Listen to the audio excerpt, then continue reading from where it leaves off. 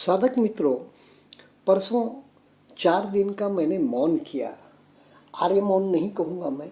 आर्य मौन तो सहज होता है जब हम विपश्यना के शिविर में जाते हैं। 1 दिन, 3 दिन, 10 दिन या फिर उससे भी ज़्यादा। मौन इस शब्द का बहुत महत्व है। धार्मिक, आध्यात्मिक और थेरेटिपिकल यानी कि चिकित्सकीय और भी अंगों से, मनोविज्ञान के अंगों से मौन का बहुत गंभीर महत्व है। और आर्य मौन भगवान बुद्ध की देन है, भगवान बुद्ध की परंपरा की देन है। और गुरुदेव ने जिस प्रकार हमें आर्य मौन समझाया है कि शरीर की भाव भंगिमाओं से भी किसी प्रकार का संदेश वहन न हो जाए, इसलिए आंखें नीची करके, पलकें नीची करके, आंखें 2 कदम 4 कदम देखते हुए चले और किसी प्रकार का आंखों द्वारा भी कोई संभाषण न हो। इस प्रकार लिखित तो प्रश्न ही नहीं आता। पर पहले कैसा था, बचपन में मौन करते थे। मौन एक परंपरा है, मौन का अपना महत्व है। तो 1 घंटे का, 15 मिनट का, 2 घंटे का, 1 दिन का मौन बचपन में करते थे। तब याद है मौन होता था, हाथ से लिख देते थे। यानी कि महात्मा गांधी जैसा बताते हैं मौन, या विनोबा भावे का जैसा मौन होता था। अति आवश्यकता होने पर पाटी पर, स्लेट पर, काले पत्थर की पाटी पर लेखनी द्वारा लिख देते थे उनके जो भी बात करनी होती थी वो। लेकिन आर्य मौन, गंभीर मौन का पता तो गुरुदेव की विपश्यना ध्यान साधना में जाने पर ही लगा। परसों वैदिक चैनल पर डॉक्टर नागेंद्र जी नीरज, जो कि एक निसर्गोपचार के दुनिया के श्रेष्ठतम डॉक्टर हैं, उम्र भी काफ़ी है उनकी, वे आर्य मौन पर बात कर रहे थे। चिकित्सकीय थेरेपिटिकल वैल्यू की दृष्टि से मौन का उन्होंने कहा कि उसका जो स्थान है बहुत बहुत ऊंचा है निसर्गोपचार में और अन्य विधाओं में भी। इसमें उन्होंने जो बताया, हार्वर्ड यूनिवर्सिटी, पाश्चात्य यूनिवर्सिटियों ने बहुत रिसर्च की है मौन पर और कई किताबें निकली हैं मौन पर। उन्होंने स्वयं ने भी आर्य मौन पर एक पूरी किताब लिखी है। जब आर्य मौन उनके मुंह से सुना तो मैंने कहा निश्चित रूप से ये विपश्यना के एक विद्यार्थी गुरुदेव के शिष्य अवश्य रहे होंगे। एक तो भी शिविर उन्होंने अवश्य किया होगा। उन्होंने उसका इतना महत्व बताया मौन का। तो यह मौन कितना सहज साध्य हो जाता है हमारे विपश्यना साधना शिविर में। बाहर हम देखते हैं कि अनेक लोग, अरे विपश्यना में 10 दिन मौन करना पड़ेगा, तो विपश्यना में जाने से घबराते हैं।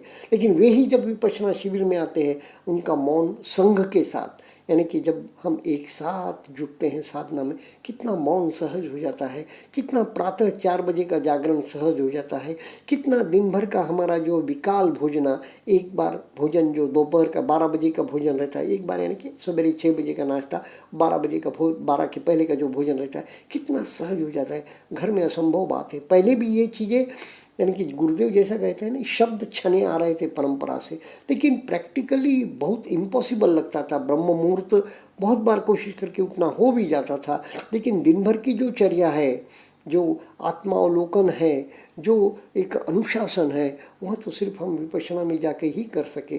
तो वे थेरेपिटिकल वैल्यू तो इतनी बता रहे थे। जो असाध्य दुसाध्य रोग है उसमें मौन एक अनंत ऊर्जा का ग्रहण है। मौन के विषय में जो ओशो है, उन्होंने भी, रजनीश, तो उन्होंने भी बहुत कहा है मौन के विषय में। वे तो जैसा हम विपश्यना ध्यान साधना में जाते हैं ना, तो वे एक साधना विधि समझा रहे थे, 7 दिन की साधना विधि। उसमें वे क्या करते हैं कि साधकों के आँखों पर भी पट्टी बांध देते हैं, साधकों के कान में भी कपास की रुई लगा देते हैं, यानी कि आँखों से देखना नहीं, कानों से सुनना नहीं, मौन तो है ही। और उसके बाद कुछ शाम के वक्त उनका जो ध्यान सत्र चलता है उसमें वे नृत्य वगैरह भी कराते थे। वो अपनी विधि की बात नहीं, विपश्यना की कितनी ऊंची साधना है विपश्यना। आँखों का देखना बिल्कुल सीमित हो जाता है, ऑटोमेटिक पलकें जो है ध्यान के वक्त तो बंद रहती है, बाहर चल रहे हैं जब भी नीचे नज़र नीची, ओखी चक्खू चल रहे हैं। और कैसा कानों का श्रवण कुछ भी नहीं, नैसर्गिक आवाज़ें है, निसर्गतः जो घट रहा है उसे घटने देती है विपश्यना, और मन का संयम कराती है विपश्यना। कैसी प्रत्याहार घट जाता है कि जैसे कछुआ अपने सारे अंग समेट लेता है, थोड़ी भी उसे आहट हो जाए किसी भय की, किसी आक्रमण की, वो सारे अंग समेट लेता है। वैसा साधक का प्रत्याहार घटने लगता है।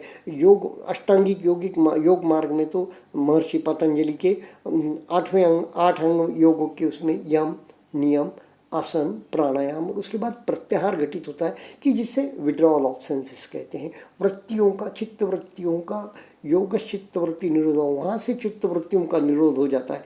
यहाँ तो कितने नैसर्गिक नियम से ही, जैसे यम नियम यानी कि हम शील सदाचार का, अनुशासन संहिता का पालन करते हैं, कोड ऑफ डिसिप्लिन का पालन करते हैं, और आनापान की साधना, सांसों की साधना, नैसर्गिक सांस को देखते देखते हम बिल्कुल मौन में उतरते जाते हैं। मौन उसी के साथ साथ चलता है और मौन घटित होता है। कितना वैल्यू है मौन का, कितनी ऊर्जा संग्रहित करता है मौन।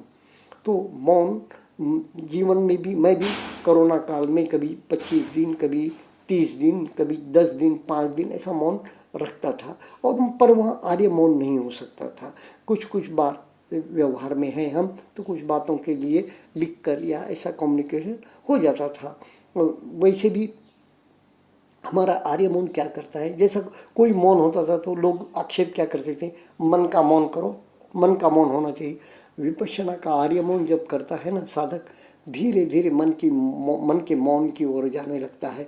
धीरे धीरे मन के संवाद भी धीमी गति से होने लगते हैं, उनकी स्पीड कम हो जाती है, उनके नंबर ऑफ थॉट्स कम हो जाते हैं, और थॉट की गति भी धीमी होती जाती है, और फिर धीरे धीरे सांस रुकने लगती है, केवल कुंभक लगने लगता है।